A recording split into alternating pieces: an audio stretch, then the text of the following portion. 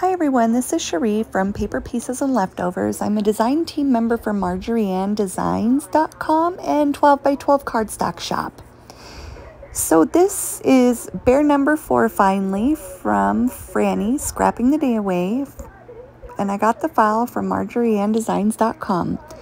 I started with this here. This is the ribbon piece. It's got the base and then the white layer that goes under the pink layer for the ribbon, and then the 4 little oval pieces.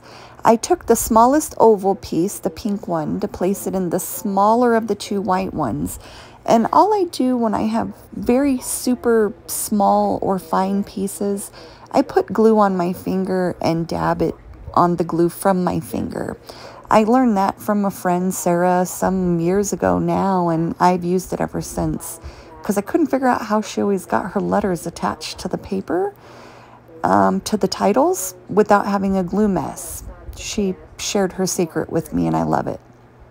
So this is the top of the spool of ribbon, and there's going to be 4 of the ovals that are layered here. You have 2 white and 2 pink. Now for the base of the ribbon, you have the actual base that holds the top and the pink and white piece of ribbon. I've already glued down the first white layer on top of the base, and the pink one goes right over it. Now, I'm glad I started with this piece because of the thickness.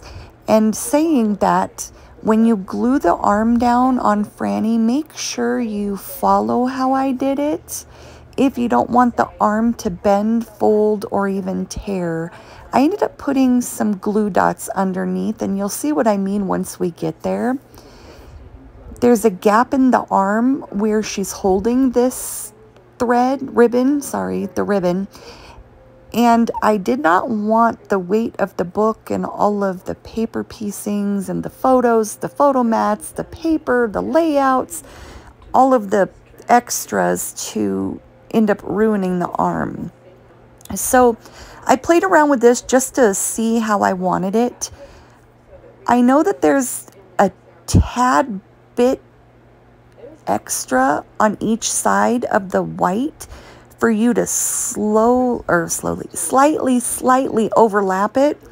And I was measuring to see if I could get away with just gluing one end down and then the white piece and then the other end without overlapping, and it actually worked perfect. So I glue on the left, and then I'm going to take the white piece and I'm going to glue on the middle. And I probably should have zoomed out some. At this point, I was trying to finish these up just to get them posted for you guys, since the pieces were already complete. And I was on the last one. I was trying to finish it up and I forgot to zoom back out. My apologies. So I glued the white piece down, and now I'm gluing that other side to the cricut silhouette, whatever the machine is that you use. And there's just a small little sliver of overhang, which you can't even tell. So now here's the screen. I just used some Raven black for that. And the white pieces, I did all the edges with my Sea Breeze blue chalk that I showed in video 1.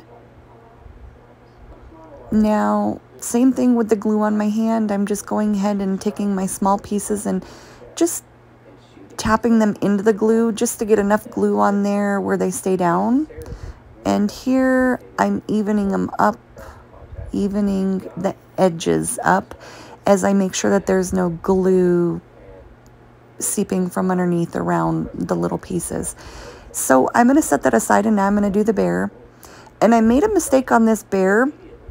So this first back leg goes down with the foot. Here, because I've done so many sitting bears, I thought it was like all the rest. It was, except the leg goes on the front. So I thought the first leg that I put down goes down first, and then the body. So you want to do these steps now. Do not glue this other leg on top. As you can see, I've already torn him off.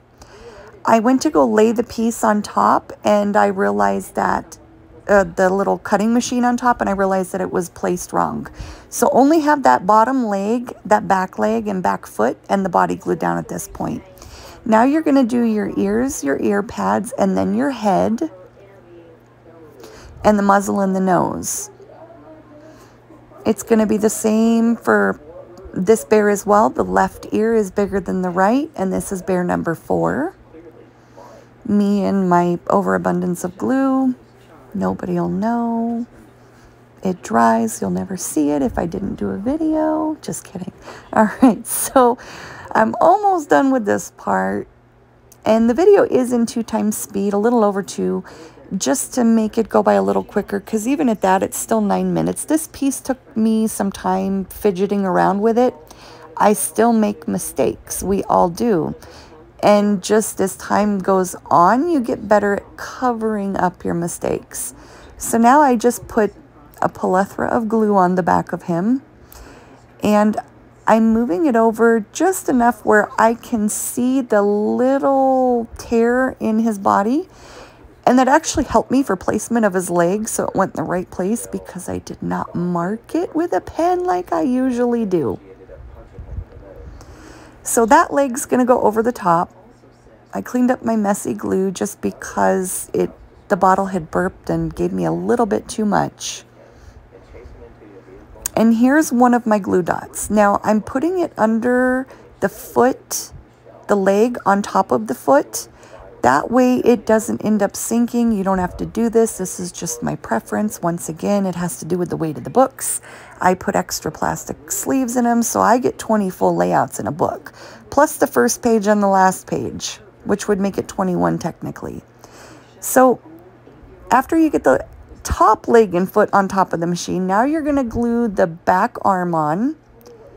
And now here comes this nice thick ribbon. So I placed it where it covered the knee. There wasn't any tears. You couldn't see any of my mistake. I cleaned it up well. I was able to save the leg. And here's the arm. I only glue half of it. And that's with any arm that's above the body, because generally there's something under that hand. And if that arm's glued down right away, you can't adjust anything or slide it. Here's how I attach my hand now. Just a little dab on the actual tip of the hand. And you see how much room is between the ribbon and the arm there?